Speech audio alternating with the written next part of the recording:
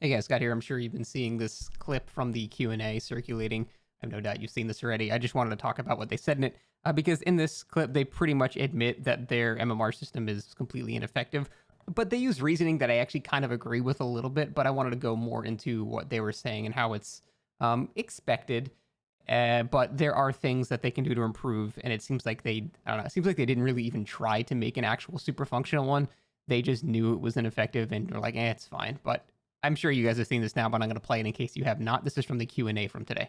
I was playing a game of Survivor and I looped the killer for 7 consecutive hours and I unhooked, 18 other survivors and I healed for 93 health states. I fixed 10 generators. It was such an amazing game. I truly am a god amongst mankind when I play Dead by Daylight. But then right at the end, I got thrown on a hook and I died, and I don't like that counts as a loss.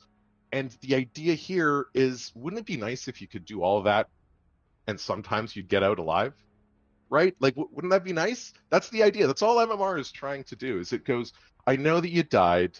It's ignoring how you got there because there's too much nuance to be able to make a real effective system. So both in this clip, they both admit that it is just based on escape. So it kind of confirms that the old MMR leaks were true, because that also said that it was just based on essentially escaping. And also they admit here that it is ineffective because, they are essentially just ignoring everything other than escapes. And as we all know, escaping does not mean you're good, and not escaping does not mean you're bad. In fact, sometimes it's the braver, more ballsier people that are better at the game that go in for last minute saves against an insidious Bubba face, and they just try to do something crazy. So everyone knows that escapes are not tied to how good you are, just like kills are not tied to how good you are. You can slap on, fucking the most disgusting shit on Nurse and be semi-decent in Nurse and pretty much have no chance of losing. If a team wants to win, they can probably modify the match in such a way that they can win without them actually being better than the opponents. And the problem is Dead by Daylight has such a stark difference between the worst and the best things you can bring into a match that it is impossible, as he said, to have a functional system that accounts for everything each match, unless you acknowledge that the game is wildly unbalanced and design a system for it. I don't know if you guys remember, about a year ago, I actually did that. I made a video where I designed an entire MMR system that would do that. The whole premise of the system was that you have to acknowledge that this game is wildly imbalanced, and that's okay. But when the match loads, you have to calculate which way the match should go. Because even if you have two people that are perfectly evenly skilled against each other, if you've got the clown with no add-ons going against someone, and then, a clown with his best add-ons like Bleach and Pinky Finger and ridiculous slowdown bill compared to the clown that's got nothing, that, the clown with the better stuff should be judged a bit more harshly than the clown with nothing.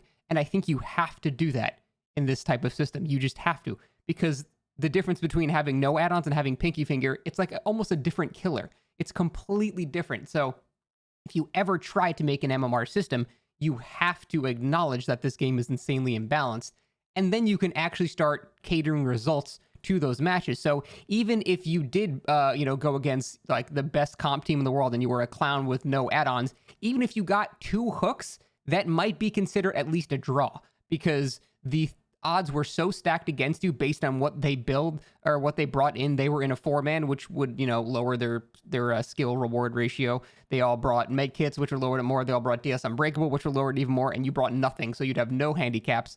And so you could actually have a balanced match, sort of, where you get 2 hooks and you draw with the team, because that's all that can be feasibly expected from a clown against that. So my whole system basically just tried to account it for the fact that everything is just completely broken. You have to address that.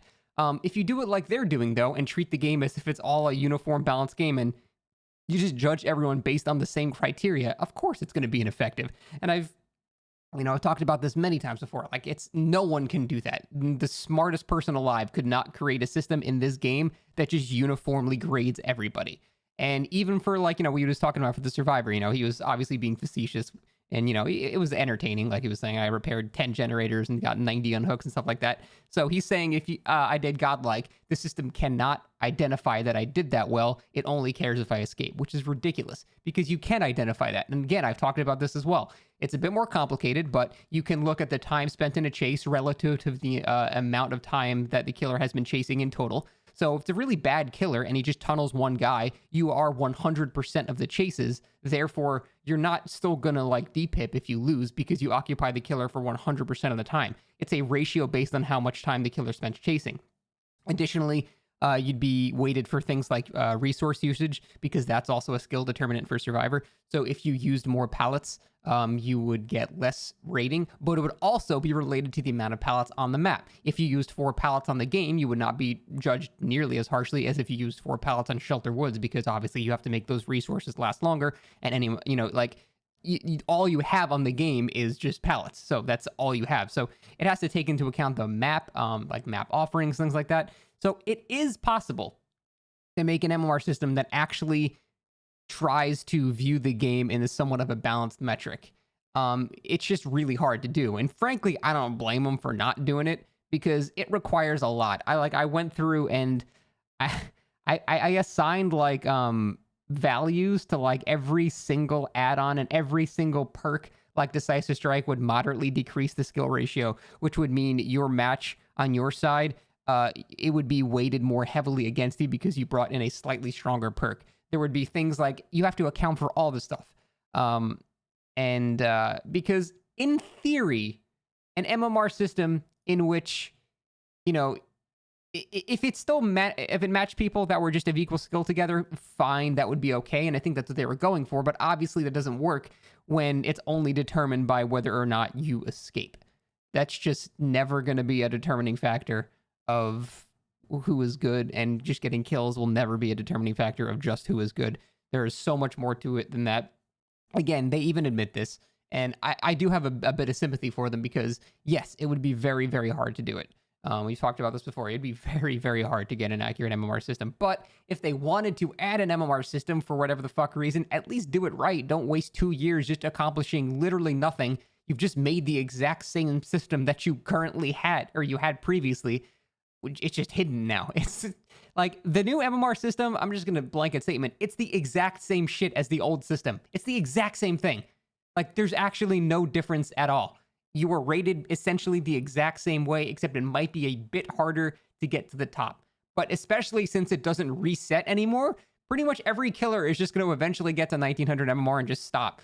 And it's a bit harder for survivors because escape rates are just simply lower, and if it's only tied to escaping, well, thus the survivor MMR will be lower average than the killer MMR, and that's why you need a more accurate system to determine the skill. So that's about it. So I just wanted to talk about this clip. Obviously, it was very grating to hear from the horse's mouth that the system's ineffective and it only takes into account kills and escapes, but it does confirm that the MMR leaks were in fact real.